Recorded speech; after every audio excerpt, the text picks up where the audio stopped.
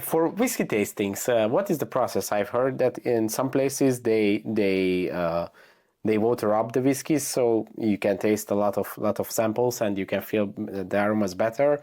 Or do you do it just raw, or what is the process? Depends. So they always are going to serve you a little dropper with water. So Okay. just think of liquid. All liquids, when you change the molecular structure, the liquid changes. So you add a drop of water, it changes. It normally becomes more creamy, and you get a whole nother flavor, like something that might be like let me try to think of a good example. Some like take chocolate, like really, really dark chocolate. You drink, you eat it, it's bitter, but and if that's the whiskey flavor, it's like, oh, it's a little bitter. But if you add a drop of water, it almost becomes like milk chocolate. Oh, I hey, see.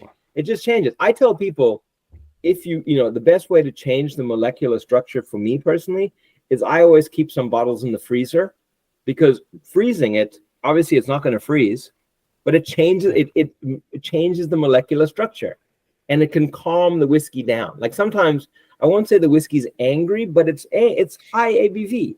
It's like it wants to make a point. It's yelling.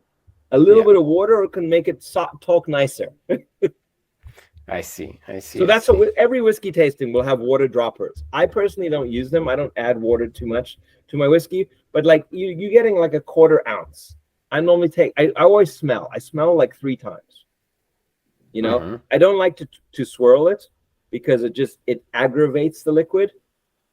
And then what you do is you just get this like huge hit of vapor to your face. Because you're swirling it, it's gonna come like it wants to. The high alcohol vapors want to come in straight up into your nose. So I'll normally sip it, and then sniff it. Then I take a sip, and I what I call chew. I just like around my whole mouth, and you coat your mouth, and what I'm looking for there is the oiliness, the viscosity. Now another way to see that is if you lean the glass, you see the legs run down, same as in wine, and you can see like, oh, this is oily. This is, might be high in peat. This might be high in sherry. Who knows? But then, take 1 or 2 sips and then move on to the next one.